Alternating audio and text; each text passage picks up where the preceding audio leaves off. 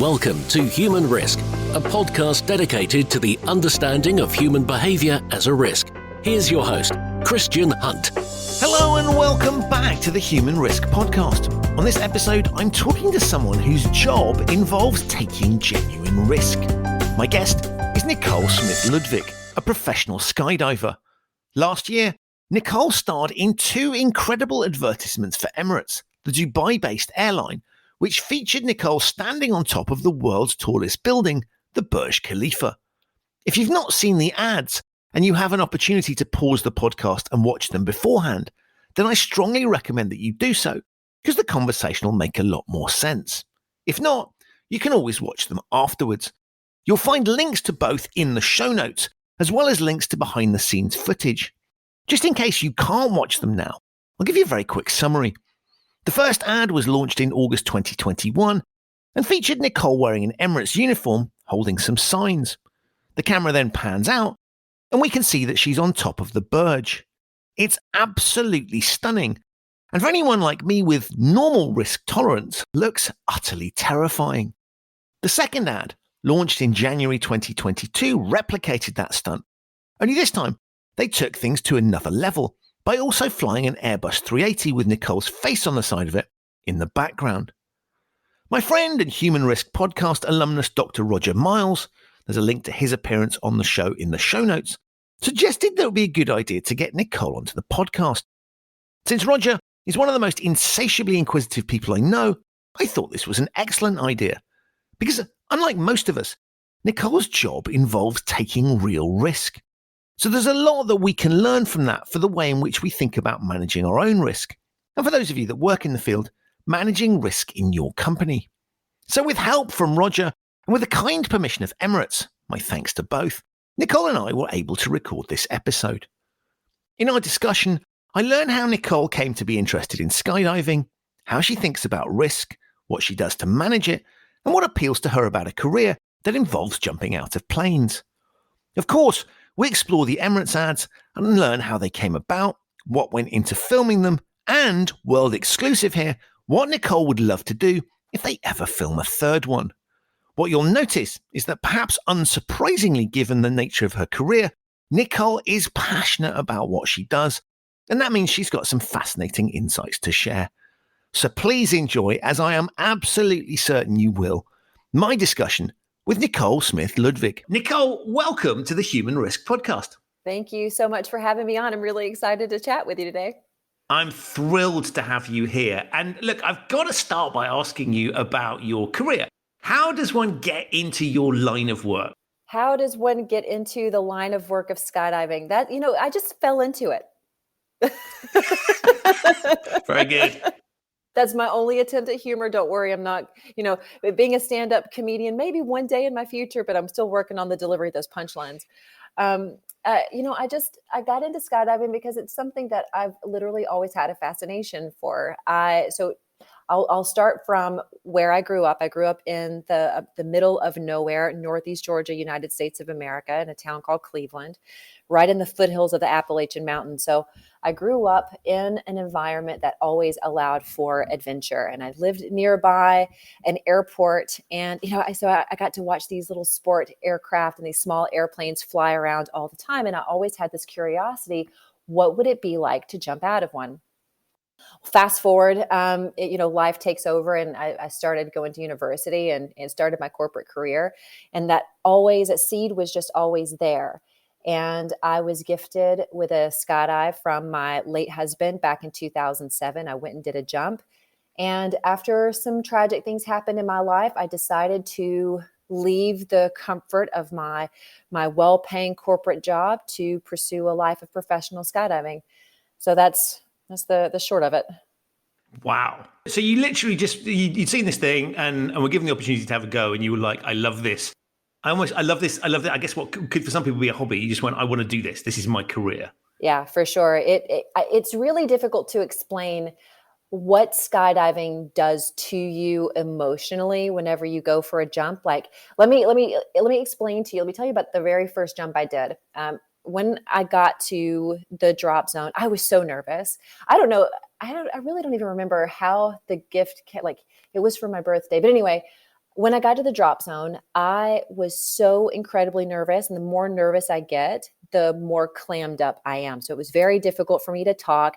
I had a videographer who was trying to, make a good video for my experience. And I basically avoided talking to him the whole time because I'm in my mind going, what the heck am I doing here?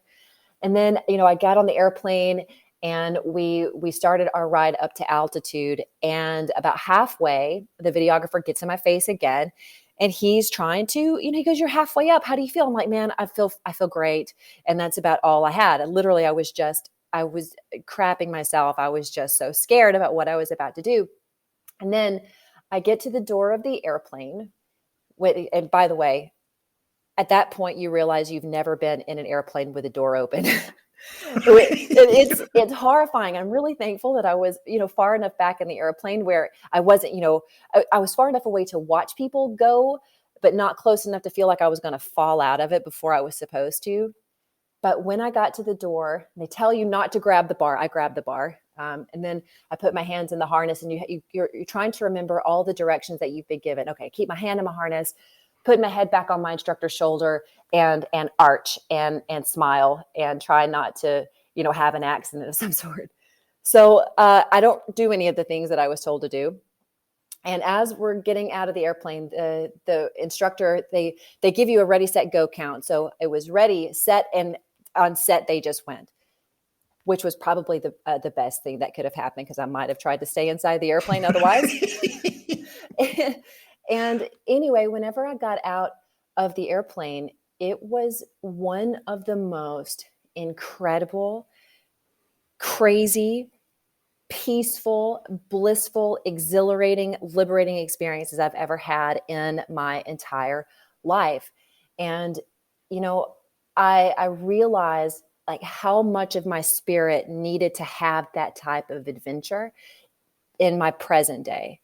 So it was, like I said, I've had some tragic things happen in my life. And whenever I was kind of reacclimating and trying to figure out what I wanted to do with myself after these things happened, it was just something that felt like what I was supposed to do. It felt like a calling in a way. I've done one parachute jump in my time, which tells you that I got away with it. I didn't want to attempt it again. But it's astonishing how quiet it is. Because I think there's a natural presumption, particularly in the airplane, it's really noisy. Yeah. And I think there's a natural expectation that noise is going to continue, and it just doesn't. And you're right, that peace and tranquility, which is totally at odds with the sort of risk profile of the activity. Exactly. Yeah. When the parachute opens, it goes from that crazy, loud, chaotic experience into something completely peaceful. So it's every side of the spectrum in the course of 60 seconds. It's amazing. And so you finished your first one, and then obviously it was recognized this was for you. And how long does it take to qualify? So to become a licensed skydiver, it's roughly 25 jumps. It just depends on where you are in the world. But with our governing body, the United States Parachute Association, it's about 25 jumps to have what's called the A license. So you do, 7 or 8 jumps with between one and two instructors. And then from there, you're a solo skydiver, and you just continue on until you have your license. You have to meet a certain list of requirements. And how long did that take you? For me, so I didn't initially pursue skydiving in 2007 when I did my first jump. I didn't start doing that until 2011. And I started my accelerated free fall January 2011. I was involved in a really, really bad car accident in June 2011. And then I started pursuing that again about, 8 or 9 months later, I got back into the sport. But it took me, once I was, well enough to do it, it only took me, 3 weeks to become a licensed skydiver. Wow. So you just literally went for it almost as that almost sounds like it's as quick as you could do it in that period of time. I put everything I had into all of that. Yeah. So yeah, being a licensed skydiver was very important. Phenomenal. And just talk us through the fear, because for the average person, you look at that and you just go, that it's unnatural, right? We're not really designed to be jumping out of planes. And there's clearly a huge amount of risk associated with it. Is that something you're aware of? Have you blanked it out? How do you deal with that? So there's the perceived risk in skydiving. There's a huge difference in perceived risk and actual risk. And I think you as a professional, you certainly understand this. In terms of risk, and I'll give you the statistics as the best I know them. There in 2020, there was about 3 million skydives done globally. And in that it was less, I think it was right at 1/3 of 1% of any incidents that happened in our sport. So it's really extremely safe. We have amazing technology in our sport. And so yeah, that's in terms of high risk. I don't necessarily would consider it being that high of a risk. It's just the perception. Right. So because there's huge amounts of controls around it. And Sure. I mean, statistically, that's fascinating, right? Because I'm going to guess now, that sounds like it's almost safer than driving. I guess it's a bit like the airline industry, much greater risk driving to the airport and from it than there is being in a plane. It sounds like you've got similar levels of safety. And I'm assuming the rigor around it is similar to what one would expect, given the risk profile. Absolutely. You got that right. And I mean, I don't know the actual statistics of driving, but we like to say that we like to use that as an analogy. It's a lot more dangerous driving to the drop zone than it is actually jumping out of the airplane. And so for you, was there ever any sense of fear, or has it always been a sense of exhilaration? So I think I like that question a lot, because I would be lying if I said I didn't have any fear. I mean, there's still things I'm fearful. There are moments where I have fear, and I believe that we're divinely wired to have fear to keep us safe. But it's just about how we manage those emotions. And for me, when I am in a situation like that, like I actually felt a little fear a little anxiety whenever I got to the top of the Burj Khalifa, because it was just a new, different landscape for me. But I go through my mental checklist, like, okay, I acknowledge this emotion. I recognize that I'm having these responses, like my breathing is accelerated, or my heart is starting to beat faster, or, my palms are getting sweaty. Why am I doing this? And, I mentally go through this list of, okay, I know what I'm doing. I know my safety team. I know all the risk assessments have been done, and XYZ. And I just kind of rationalize out what it is that's going on, and see if there's any validity to the emotions that I'm having. So in many respects, your body's telling you probably shouldn't be doing it. So the natural things are kicking in. Have you ever measured your heart rate to see what's going on? I actually haven't, but that would be a really curious thing to do. Because what I was curious as to whether, are you overriding your body's natural tendencies, or have you managed to kind of, you're so used to doing it that it doesn't register anymore? That's a really fascinating question. I mean, I don't know. I really don't know how to respond to that, but it would be really curious to do an experiment on. Yeah, no, I mean, it just sort of occurred to me, because it seems to me it's one of the two, right? And from what you were saying, it sounds like you still, I guess, do you do other sort of adrenaline activities?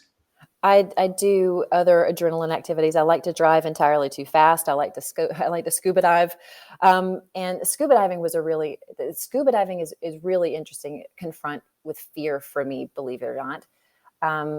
But skydiving, I like to hike. I like to do some bouldering. But that's my extreme stuff. I like to kite surf. I'm learning how to kite surf, which is kind of kicking my butt at the moment, but I'm enjoying it. So there's this sense of you want to keep pushing yourself. Is that right? Are you getting more and more adventurous with other activities, or? I like to live in the adventurous. So if it's something that intrigues me, it's something that I want to try. Is this about pushing yourself in the sense of, because it sort of seems to me that if one, as you say, fear naturally kicks in. So you're either overriding it, or you've kind of got used to doing it. Is that something that you're consciously chasing? Because, there's lots of people, I think, who, if I took an activity like skiing, you get people want to do more and more dangerous slopes in order to push themselves further. Is that something that you feel in the range of activities you do, or the types of risks that you're taking?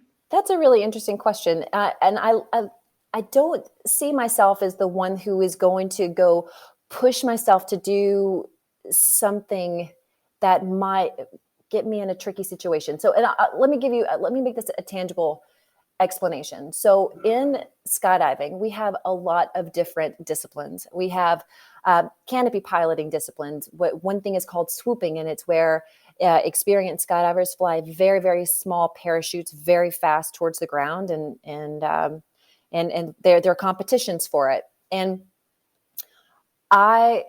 and there are obviously other disciplines in skydiving. One is called free flying, which is, either a head up or a head down orientation, or formation flying, and wingsuiting, and all these different types of things. And I enjoy every aspect of skydiving.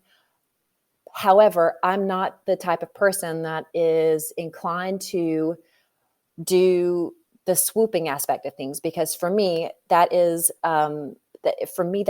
one of the highest risk parts of skydiving is the canopy piloting aspect. And adding the speed and the precision with that is not something I'm inclined to try. Right. So that's kind of maybe a weird way of answering your question. But I do pursue things, and I don't have an interest in that. So I think that's the ultimate takeaway, is I don't have an interest in that. But if it's something that I have an interest towards, again, scuba diving, it's something that I'm going to pursue. Or if it's rock climbing, or if it's, something different, then it's something that I want to do, and I'm going to gently ease myself into it. I'm just not going to be reckless in the decisions that I make to get into something different. That's interesting. And so there's a sort of, there's definitely a curiosity around taking risks and doing, I guess actually from what you're saying, none of these things are massively dangerous, right? They're all sort of controlled and there are safety. So you're not sort of doing things that don't have an element of safety to them. Many of them have, scuba diving is a good example. There's qualifications and sort of some form of regulatory bodies oversight. So you're not doing wild and crazy things where there's no sense of control around it. You're really sort of pursuing a curiosity. So you clearly enjoy adrenaline, but up to a point. And I'm getting a very strong sense of kind of risk management, in that there are limits you would set yourself. So it's not anything goes. Absolutely. There is a lot of risk management in what I do. I'm not reckless. I am adventurous without being reckless. Is there anything that sort of any adrenaline sports that would put you off in terms of, obviously I'm not talking about the sort of unregulated, uncontrolled, but is there anything you looked at and thought, no, that's not for me, not because you're not interested in it, because it looks a bit too dangerous? Or I'm just trying to sort of get a sense of where the level of limits might be in your thinking, or is it have you come across anything where you've kind of gone, not an activity I want to do because it seems a bit too dangerous, even if it's kind of regulated and controlled? I don't know if I've ever thought about that at all. I don't know if I've ever seen. Maybe I'm imputing far too much thought, right? Because it's gut reaction that drives these things, but I'm just intrigued. Yeah, if there's nothing that immediately comes to mind that seems like it would be too.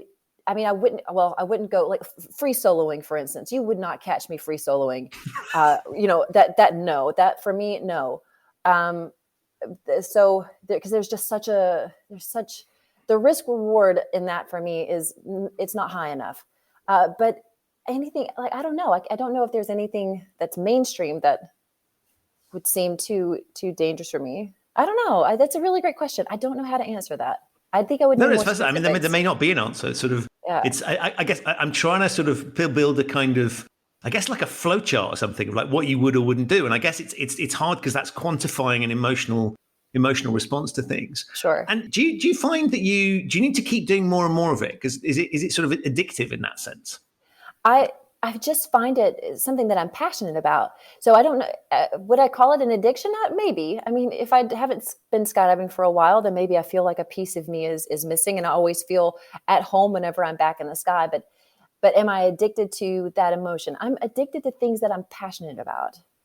I like pursuing things that I'm passionate about. And I think that it's an essential part of who I am to make the time to do the things that I love. Love that. That's great, though. That's just awesome. And it comes through in the way you talk about it as well. This is clearly something that's very, very dear to you. And, because there's a lot of people, I think, do things that scare them in order to sort of push their limits. And then they back on. They kind of, I've done that test. I can back off a little bit. Maybe I've run the marathon. I've pushed myself. But it sounds like to me, it's sort of your soul is at its happiest when you are kind of having that adrenaline rush, I guess. You got it. I think maybe it's just the thread that holds me together. In terms of sort of adrenaline rushes, do you still get them in the same way that you always have done? Or does it feel slightly different so maybe something you're starting new, does that feel different to something you've done lots of times before? That's a really good question. And yeah, so I'll say it like this. Skydiving for me, it's the same. I get the same sensation, right? There's the same checklist that I go through. Like I do my gear checks, I put my stuff on, I take, go to the airplane, I ride to altitude, I do my skydive, whether I'm teaching or whether I'm fun jumping, and then I fly my parachute and I land. And this is the same baseline of emotions that I have, unless something is going terribly wrong, which, then of course I have to focus in the moment and take care of whatever issues I may be having. But when I'm in an unfamiliar landscape, so I'll use the Burj Khalifa stunt as an example. I have been at that altitude. So the altitude of the Burj Khalifa is about 830 meters, or roughly 2,700 feet above the ground. And I have been at that altitude for countless hours, whether it has been in an aircraft or under a parachute or wherever. I mean, that's a very familiar landscape for me. But when I finished the climb through the spire and stood on top of the building and then continued on, because once I got to the top, I still had, to climb up this platform about 2 more meters. And when I was there, it was a completely different sensation. So the similarities of the altitude are there, but the circumstances are extremely different. And I had a completely different sensation of adrenaline then. It was great. And I guess when you're out in the open air, you normally come from the other direction, right? If you're in the open air. Exactly. I come from the other direction, and it was, it was really different, but it was as different as it was. And like I said earlier, I had, that anxiety response where my hands got sweaty. I could feel my heart rate accelerate. I could feel my breathing change. And I had to make a conscious decision to slow that down and to go through my checklist of why I was having those emotions. But it was really interesting. I love adrenaline. I love how that feels in my body. It's great. It's invigorating. But I definitely had a different adrenaline response from that stunt than I do in my day-to-day. And let's talk about that, because that's the, how I came across you. And talk about an incredible thing. How did that come about? It is a story that starts from, just being a professional skydiver and traveling the world and skydiving and connecting and having a good network of people. Because skydiving makes the world a very, very small place. I know that may not sound right, but I think there are 30,000 licensed skydivers through the USPA. So it's a very, very small community of people. So as we do this, and as we travel and we do demonstrations or we teach in other places, we make these connections. And I made a connection with Alan and Marta Gayton, who own a film production and stunt management company in Dubai called Prime Productions. And I've worked with them behind the scenes on several stunts. My husband is also a world-class skydiver. He's a multi-world record-holding world champion skydiver. So we just have this dynamic of where we're always in this scene. And Alan and my husband talk often, a couple of times a week, but Alan and I very rarely talk on the phone. He called me out of the blue one day and he goes, "Nicole, I have a project," gave me some vague details about it. And then he goes, "Do you have red lipstick?" And I'm like, "Well, that's, a really weird question." "Yeah, I have red lipstick. Like, what do you want?" He goes, "This is what I need. I need you to put on your red lipstick, put your hair up in a ponytail, and I need you to do a casting video for me. So tell me who you are, what you do, that you are the youngest woman that's ever been skydiving, or the youngest person that's ever been skydiving in all 50 states, that you're a skydiving instructor, you're a yoga instructor, you kite surf, that you do all of these things, and get it over to me. And let's see what happens." So I know that there had been other girls. There had been a lot of other girls that had, submitted casting videos, and even Emirates had done a casting call for their own crew. But at the end of the day, I was chosen for the job. Wow. So when you were sending the video and you weren't quite sure what it was for? I had a vague idea, vague. It was enough of an idea that piqued my interest, where I stopped everything that I was doing and did that casting video. And so you've got they come up with they've come up with the concept. How does something like that work? Is somebody else doing all the planning and you're just doing the stunt, or is it that are you part of that planning process? How does that work? That's a good question as well. So Emirates initially came up with the idea for the advertisement, and they reached out to Prime Productions. I think they initially wanted to do a green screen, and Prime Productions, this is exactly what they specialize in, is high profile stunts. These guys have done They handle the majority of the high profile stunts and extreme stunts in the city in Dubai.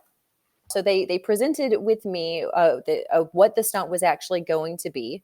And basically the risk assessment, all of the planning and the coordination all come from Alan and Prime Production. So these guys were the ones that went through all of that. And of course, as the talent here, it was extremely important for me to understand what the risks were. I got to see the risk assessment and see how everything had been planned. And then we ended up going through the training with the platform in the controlled environment. So my extent is, I am the talent. I show up, I do the job, but I also get to see all of the planning that has gone into place to make this happen. And so how long do you have to rehearse to do something like that?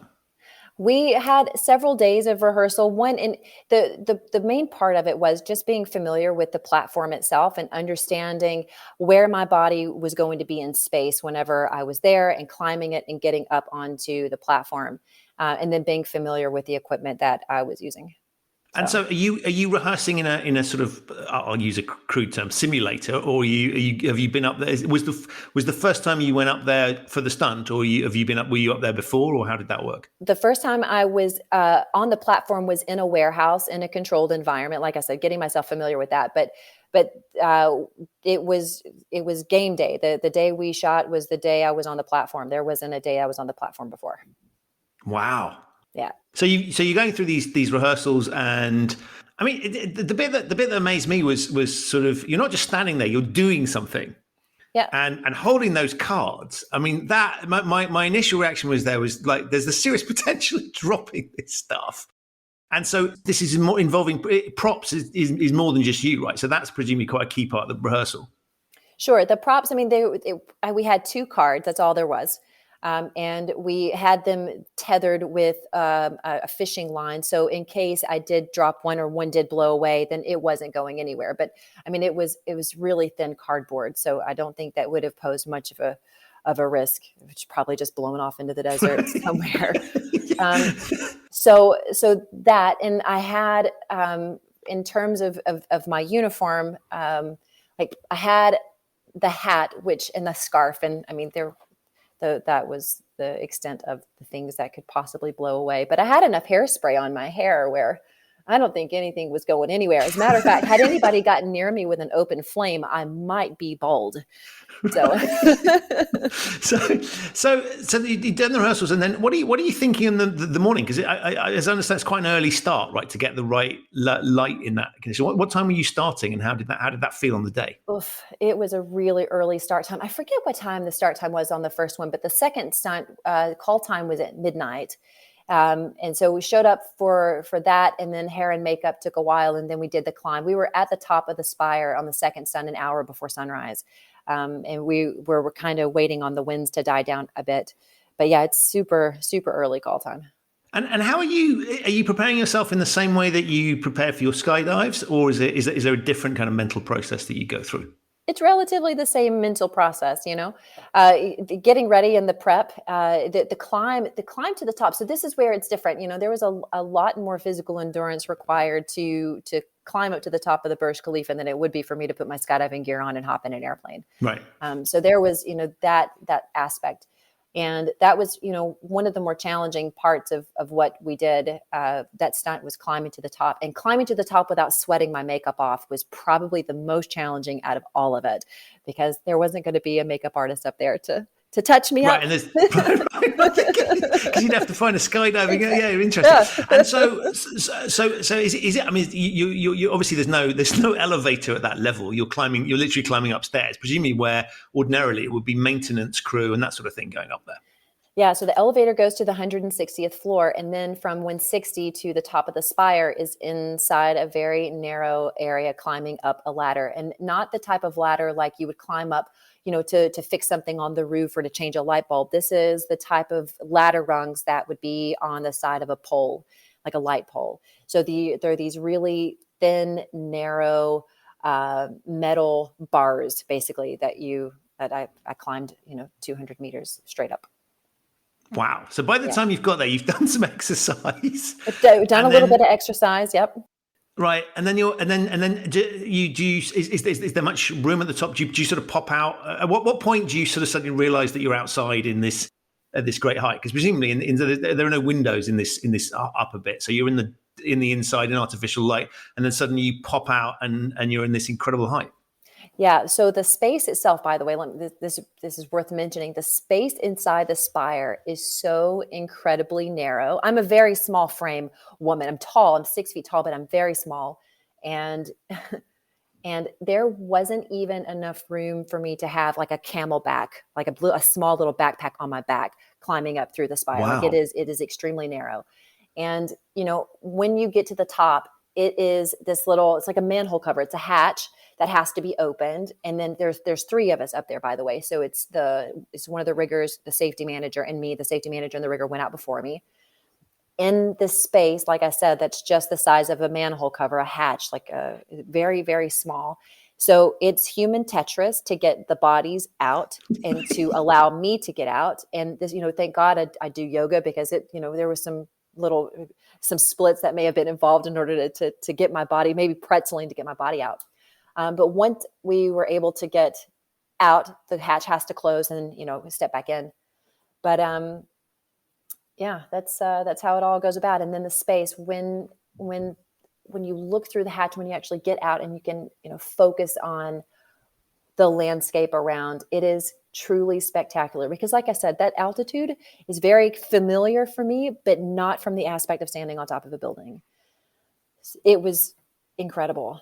Truly remarkable visual. And this is going to sound ridiculous, I mean, in a positive, was there any sense that you wanted to sort of skydive off there? Was there any mental, not confusion? I mean, okay, you're not wearing the normal outfit, but was there any sense of that sort of joy or desire that was there? Or was there so much else going on that you're not? I'm just sort of trying to, did you associate it with your normal activity at that height, or did it feel completely different? It felt completely different, but don't get me wrong. If I had my own gear, if they would have let me jump off of it, I would have jumped. Seriously, like it would have not even been a question. First of all, it would have been easier than the climb back down, because I did have to climb back down the spire. So I would have taken the express route down if I had my gear. So I wish they would have let me jump. Emirates, if you're listening to this podcast and you want to do another stunt, let's do another one. I'll base jump off the Burj. Amazing. You heard it here first. We'd love to see that. Wow. How do you top the two previous ones you've done? There you go. Right. How that's the question I've been asked. How am I going to top that? Right. So when you filmed the first one, that's new. Was there a big difference in terms of the feeling when you filmed the second one? It was very comfortable the second time around, right? I knew what to expect. It was a familiar landscape. I'd already been up to the top for 5 hours, so it was very comfortable. Going up for the second time was just, I can't even begin to explain how much excitement I felt, especially knowing what the final product was going to look like.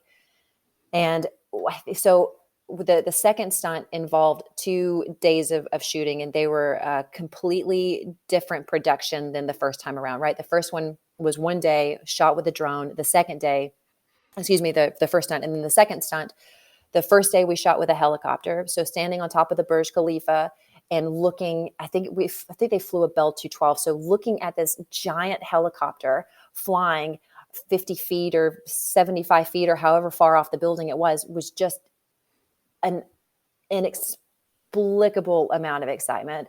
I could see, so I'm eye level with the helicopter. I could see the expression on the pilots' faces. So it was really cool watching the pilots. That they waved at me and they're smiling and they're really excited about what they're shooting. And then the second day, we shot with a drone. But when the airplane was flying near me, so again, being eye level with an A380 flying is just something I cannot even put into words. So watching this airplane fly eye level with me, and then of course I could only watch it until it got to right to my peripheral vision, and then once it went behind me, I couldn't see anything. But it was remarkable. And then it's kind of a 3-part. After we did the shoot, I actually got a sneak preview of the ad before it went live and watching that money shot where the A380 is flying directly behind me took my breath away. Right. Because I guess it's gone on by. Yeah. Wow. Yeah.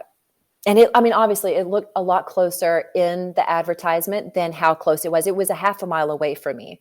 But it right, because they're not going to want to buzz the building for all sorts of obvious reasons. Right. And, but watching how close it appeared, because it's an optical illusion, right, of the size lens that they're shooting and where the airplane is relative in space. But God, it's still, right now, I'm still just completely floored by the final product, by this advertisement. It's just incredible. And I presume you couldn't hear it coming or anything. You just had to trust that it was going to appear. Well, I could see it coming. So there's that. I could see it coming and then I couldn't see after it went behind me where it was in space, but I knew it, I knew it was there. And it was far enough away. It would be about the equivalence of, hearing an airplane from a half a mile off the ground. You can hear it, but it's not obnoxious. Right. Just phenomenal, exhilarating experience. And you finished. So if we go back to the first one, you finished that. How long between you doing it and the ad coming out?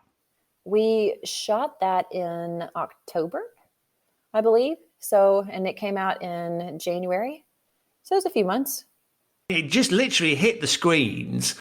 And it was one of those things that you sort of watch, you go, what the hell did I just see? Right. Yeah. That cannot have happened. Yep. And that's what absolutely piqued my curiosity, because I just thought it's the sort of thing you'd expect, as you say, with a green screen. You'd expect it to be, but it's stunning, and you can't. It's something you can watch time and time again, because it doesn't matter each time. So, what was the reaction when people saw that you'd done it? Did you have to keep it a secret that it was coming? How did that all work? Yeah, of course, I had to keep it a secret. No. And keeping it a secret was so hard, because I wanted to see the advertisement so badly. I knew how it was gonna look, I had to keep it a secret. But by the way, the airplane that they flew behind me is the livery that has my face on it. So I'm actually on that airplane, that my face is on the side of that airplane as they fly it by. So it's just surreal. And what's the reaction from people been? How do people recognize you? Yeah, in Dubai more than anywhere else. But yeah, people do recognize me as the face of, the stunt woman standing on top of the Burj Khalifa. And it's been really well received for the most part. People, they watch this, and first of all, I love the debate that it sparked. Either people totally believe that it happened, or they totally thought it was fake. So that controversy, and it's the reaction when people do either believe it from the beginning, or they finally discover that it is real, has been really positive. People are, so they're appreciative of the amount of courage and bravery that it took, and they're finding it inspiring. And that for me is such a humbling experience. The bit that I find really interesting is that the reaction that we have to watching that is sort of super impressive. But there's also, I kind of watched it and went, oh, as in a sense of like, that shouldn't be happening. Right? Somebody shouldn't be standing there and doing this thing. Sure. So what I thought was amazing about it, and I guess it's the same with sort of movie stunts to an extent, is it really anything that kind of takes your breath away because it's unnatural is amazing. And I wondered, when you watch it, does it take you back to that moment, or does it feel like it's somebody else doing it, if that makes sense? It's interesting, and you're right. Emirates hit the holy grail with this advertisement, right? Because that's the point of advertising, is what kind of emotional response can they invoke, and you watch it and you feel something, whether it's shock or excitement or disbelief or fear. Some people get vertigo and feel nauseous whenever they watch that, and I think that's really fantastic. And when I watch the advertisement, it's a little bit of both for me, because I watched the final product, and it almost feels like a dream, but the emotions are still there from what it was like being in the moment whenever it was being shot. So it's almost like an out of body experience. It's right. Yeah, because it's you, and yet it's a sort of not touched up version in the sense obviously it's got production, and as you say, the camera angle will look slightly different to what reality looks like. So right. That must be really interesting, sort of watching yourself. And is this the first stunt that you've done, or have you done other it's clearly nothing the same, but it's just sort of similar types of stunts in front of the camera before? Most of the stuff that I've done has been behind the scenes with my husband, and I've done some demonstration jumps. So the types of skydives where you would see people jumping into stadiums or into events. That's the type of stuff that I've done primarily before this, and this is obviously the biggest stunt that I've ever done. And has that given you a taste for more of these sorts of things? I would love to do more of the stunts like this. Honestly, there's a very small group of professional skydivers who are the Hollywood performers. I would love to be a part of that group. Well, I think you've clearly passed the qualification. You've demonstrated you can do it, right? It's Sure. insane thing. And because I mean, one of the things I find interesting is this sort of, they talk about who else has done what you've done. Well, Tom Cruise is one of the answers to that question. What's your view on someone like him moving into your stunt space? So let me go back there. Even though Tom Cruise has been on the top of the Burj Khalifa, and there have been several celebrities that have been up there. Will Smith has been up there. Tom Cruise, there was a motocross guy that was just up there recently, and several other people. And I think it's really great, but none of them have been up there with an A380 flying behind them. So at least I have that exclusive little check on mine. But for people like Tom Cruise, I admire him a lot. I think that he's a very brave man, and I respect him as an actor, and I respect him and for doing his own stunts. I think that he intentionally tries to stay authentic to that, and I commend him for that. It takes a lot of courage. Right. I mean, there's a reason that we have stunt doubles, right? Which is to protect the talent so they don't injure themselves or do anything else. And so I've always found that interesting that he manages to cross that over. I mean, I'm guessing in most cases, on-screen talent wouldn't be allowed to do that for safety reasons and insurance. Probably, yeah, probably more the insurance standpoint. And how does insurance work for a career like yours? I mean, is it because you're engaged in sort of regulated and controlled activities? It's actually relatively easy to get insurance, or are there lots of things you have to do to qualify for cover? There are particular insurances that cover the stunts and the demonstrations that we do. What's the next on the agenda? I mean, we've given Emirates the next idea for the next one. What else? I mean, you said you'd skydive in every one of the US states. Are there any big ambitions that you want to deliver, or are you just sort of enjoying the moment? I do have some big ambitions. One of my biggest skydiving goals is to jump all 7 continents. I've jumped 5, so I have Australia and Antarctica left. And I'm actively looking for sponsors to help me with the Antarctica jump, because it is an expensive endeavor. And oh wow, obviously, wow, yeah, extremely expensive endeavor. And I'm just going to put this out there. I would love to be the first woman to jump from space. I want to join the elites like Felix Baumgartner, Alan Eustace, and I want to challenge their records. I don't know how I'm going to do it. I have no idea how I'll do it, but I want to. But if anyone can, I mean, I'm just listening to the way you talk about it, and I was going to say, actually, when you look at, I mean, Felix Baumgartner came to mind. So you look at that and you think that's something I would like to do. I'd be up for doing that. So if Red Bull or whoever came and said, can you replicate what he's done, you'd be there. Absolutely. 100%. I know exactly who I would pull onto the project. So yeah, I have it. So you've sort of almost planned it out, right? So this is so you're ready to go. We should put this out there and just basically tell everybody here you got someone that she's thought this through, right? It doesn't need to be right. Yep, I would do it. Like I said, I know exactly who I would pull on the crew to do it. I think I could find a way to make it happen if I had the right sponsors to help me do it. And you talked about breaking the record. Is record breaking? Is that something that drives you, or is that just a sort of it's a target? It's out there, so it becomes a target.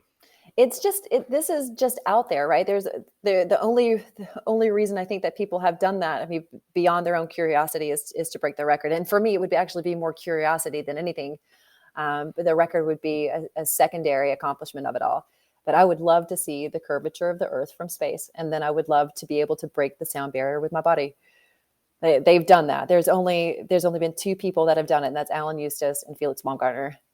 I think that is really cool. And it's funny, isn't it, that we, because I was thinking about this. It's interesting that we always start with men with these things. That's the sort of default. And I love the fact that your Emirates ad, they went the opposite way. Me too. Is that something that is in your industry? Is there a sense that men tend to get more opportunities? Is there increasing equality? Because I mean, you're taking the same risks ultimately, and you're doing this. There's the same skills involved.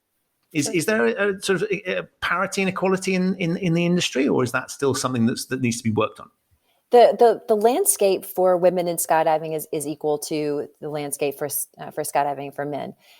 Just the disparity here is the statistics are, I think it's 13 or 17% women, 17% women in the sport, and the rest is all dominated by men. So it is a small percentage of women that's slowly, the percentage of women is slowly increasing.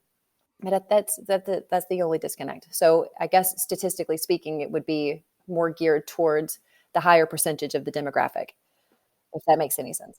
And when you started, were there women role models there for you, or were you one of the first to sort of pick this up? That's a really great question. I had some great female role models in skydiving. Jen Sharp is one. She's a really wonderful woman. She's a tandem instructor who gave me a lot of encouragement whenever I was pursuing that rating. When I got my tandem instructor rating, this was back in 2012, I was one of less than 100 female tandem instructors in the world. And that number is getting larger and larger every day. And I'm so thankful to see that part of our sport opening up and being more friendly for women.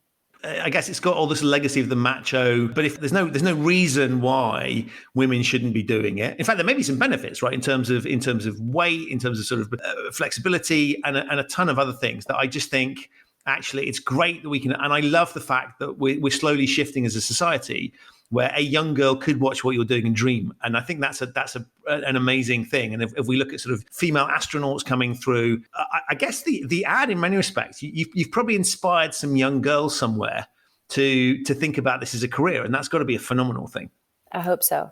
I hope I'm able to inspire women or girls to pursue things that they love to do, things that they want to do, that they're passionate about, irrespective of their gender. Find the things that you want to do and pursue it with everything that you have, is what I say. And if somebody were listening, a young girl would be listening to this, I don't know, their parents, probably not natural listeners to the show, but imagine their parents are listening and they're listening along to this. What would your advice be to someone that's excited by this? What should they start doing from a young age to get into this? Because can you skydive how old do you have to be to start doing that? In the United States, you have to be 18 years old to be able to skydive. And there are some other countries that have different regulations. So if it's something they're interested in, I would say pursue it. As soon as you are old enough to do it, go for it. And, I think that even I would love to see more female pilots. That's another part of the industry that is very, very male dominated. So I think that if aviation is something that they want to try, or if it's anything at all that they want to try, don't let gender be a reason to stop you from pursuing something you want to do. Right. Yeah. It's funny because I think once I talk to someone like you and it seems effortless, and you've clearly put and it's that just the raw passion that comes through for what you do, and I guess actually it's an interesting career because if you weren't passionate about it, you wouldn't do it. That's exactly right. And so there's an element of self-selection there that I find absolutely fascinating that may not exist in many other careers. Maybe so. I think, but here's what it ultimately boils down to. It doesn't necessarily have to be something that is taking a risk. It doesn't have to be skydiving or scuba diving or mountaineering. It doesn't have to be driving a race car. It doesn't have to be any of that stuff. If it's something that you're passionate about, then pursue it with everything that you are. If it's yoga, I love yoga. If it's yoga, pursue it. If it's something that you are really passionate about, that will shine through. A wise man told me once, if you find something you love to do, you'll never work a day in your life. And that is something that has really resonated with me. So if it's teaching children, if that's what you're passionate about, and God, bless all of the teachers out there because they have such a thankless job. Then pursue that with all of your heart and always allow your passions to drive you. Because when we're passionate about it, I believe that makes us better at what it is we're doing. We're more authentic to who we are, and we're able to reach people from a different level. I love that. That would be the perfect note to finish, but I'm just one more thing I'm intrigued about, which is what do you do to relax? Do you I don't know, do you read books, gardening or something? Is there something sort of tranquil to counteract the work that you do, or how do you sort of unwind from what I guess must be an activity that takes quite a lot of mental capacity, right? You're having to think quite a lot in terms of your work, so it must be quite exhausting. How do you relax and unwind from that? I love skydiving. This is going to sound so crazy. I work skydiving. I live skydiving. I play skydiving. I relax skydiving. It just depends. Like, I'm able to come back to myself. I go out, I work all day. I'm an instructor all day. And how I unwind is I go and I jump with my friends at the end of the day. And that's kind of a way that I'm able to slow down. I know that sounds probably counterintuitive, and then I practice yoga almost every day. Yoga and mindfulness and meditation is a part of my practice. And when I'm not doing all of that, I find myself out in nature. I love to hike. I'm an avid hiker. There's always a piece of me that is somewhere on a hiking trail, and I love to bake. So, oh, wow. Yeah, baking is my love language. So if I'm not doing any of those things, I'm in the kitchen. Right. That's perfect. Well, you're burning tons of energy doing all these things, right? So it's perfectly legitimate to have some nice bakery stuff to. Yeah. Wow. Fantastic. Listen, thank you so much for appearing on the show, because it's been an absolute revelation. I've learned so much. I think the passion that you exude for what you do is just really exciting, exhilarating, and it's so lovely to see. And thank you so much for giving me just many moments of jaw-dropping brilliance in terms of watching you in that advertisement. It's an absolute phenomenal production. It's brought huge amounts of joy, pleasure, and lots of curiosity from me. And you've answered a ton of questions. So thank you so much for all of that. Thank you, Christian. I really appreciate your time and having me on your show. It means a whole lot. Thanks for reaching out. And of course, before I wrap it up, I have to give my thanks to my entire team, my family, my husband, Emirates, Prime Productions, my makeup artist, Katie Cousins, and everyone that has helped me along the way. So again, thank you so much for your time. It means a lot. Amazing. Thank you. Thank you. So that brings us to the end of this episode of the Human Risk Podcast. My enormous thanks to Nicole for appearing, and of course to you for listening. I'd also like to say thank you to Dr. Roger Miles and to Emirates for helping make this interview possible. To find out more about Nicole, to read some fascinating interviews about her life story, to see the ads and the behind the scenes footage, have a look in the show notes. There are links to all of those there. If this is your first time listening to the Human Risk Podcast, welcome. You can subscribe wherever you get your quality audio content. It's available on all of the major podcasting platforms. If you like the show and have yet to leave a 5-star review for it, please do. It really does help. You can do that on whichever platform you're listening to this on. To find out more about Human Risk, the Human Risk newsletter, and the work that I do with my clients to help them mitigate their human risk, visit human-risk.com. If you've got any thoughts about potential guests for the show, ideas for content, or want to discuss any of the subjects that I've raised, please do get in touch. I love hearing from my listeners. I'll be back very soon with another episode of the show, and we've got some great ones recorded. But in the meantime, stay safe. Hold on to your hats, and thanks for listening.